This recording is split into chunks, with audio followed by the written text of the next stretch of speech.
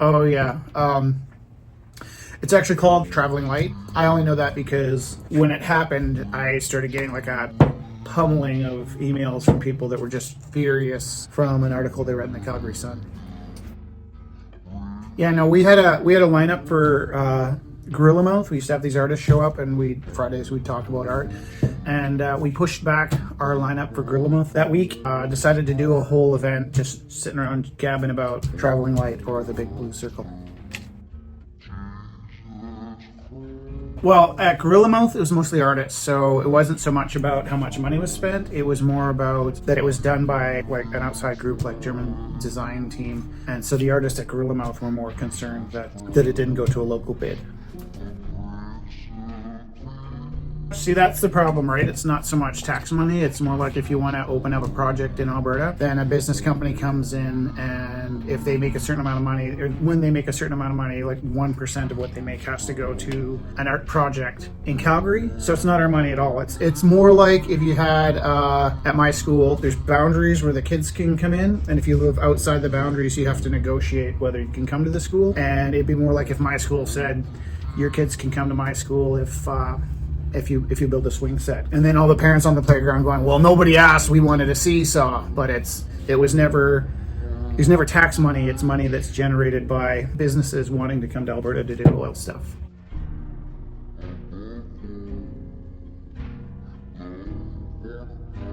No, it was worse.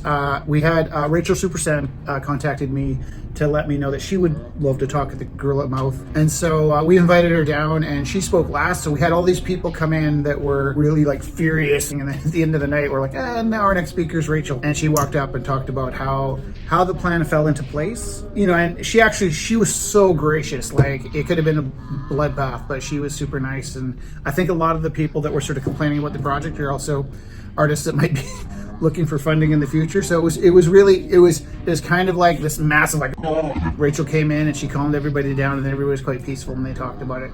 I think one of the biggest troubles with it being a group of outsiders was that the artists didn't quite realize it needed to be a project of a certain magnitude, and you needed to be able to build a massive structure that won't tip over and kill anybody. So later on, we came up with a plan for the city to spend that kind of money, but initially it was mostly just kind of people being misinformed.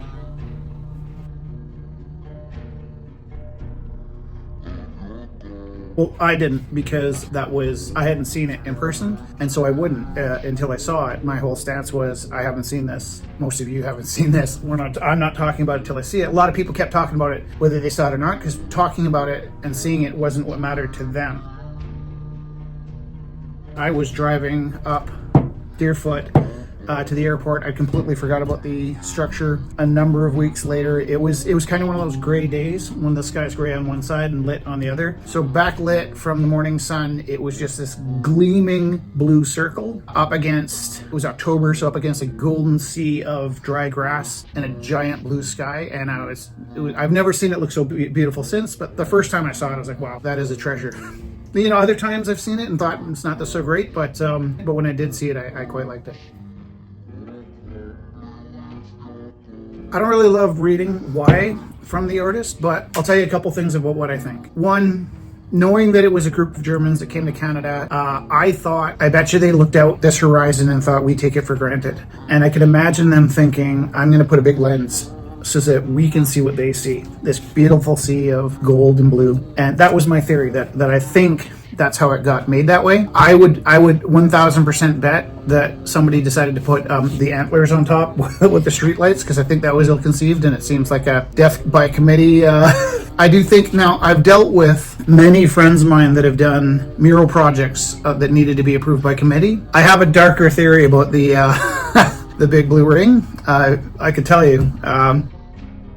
Okay, so just roll through your mind about the idea of having a committee approve your project, and maybe you're from Germany and you come out and you're sort of getting to know the people and you're looking at the site and you're thinking to yourself, oh, I'll make a big blue lens, and then you're going through the stages of approval And this is what I would suspect. I think committees tend to dummy down ideas. Sometimes I think in the approval process you get defiant. So this is the sneaky underside of the big blue circle. Kevin, if you're to be totally honest with yourself, what, just off the top of your head, what would you think the most basic color is? Right, no offense to your lovely locks. Blue, yeah, it's the most basic color. It's the first, it's the most common, it's most people's favorite. And then if you were to simplify an object to its most almost redundant state, a square has 4 points, triangle has 3 points, a circle is just 1 line. Right, you've got the most basic color, you've got the most basic shape. It might have been a cry for help for somebody dealing with a committee. And I think that's what happens with committees, is you end up getting a group of people that want to tell a story, and a group of people that want it to be accessible to everybody, and a group of people that want it to be really dynamic, and a group of people that want it to be super easy. And I think it got dummied down to the most redundant color and shape to make a very basic sculpture. I might even wonder if on an intuitive level, most citizens might even see that it was a nudge at its base out of frustration. That's my dark version of it. I don't know if that's true, and I haven't read it. I can't speak to that, but I can tell you as an artist, a blue circle says to me somebody wasn't listening.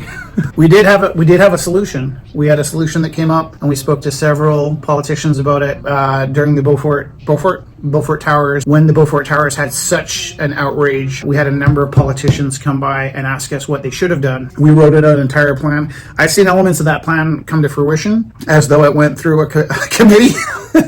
And, I wasn't looking for a medal, but I'd say things are slowly changing. I think ultimately, if you're going to put art in the public, it can't be offensive to anybody. It should be local artists. Really, you have to know that most of the people will be outraged that it's there, and you lose your viewer just by having it there.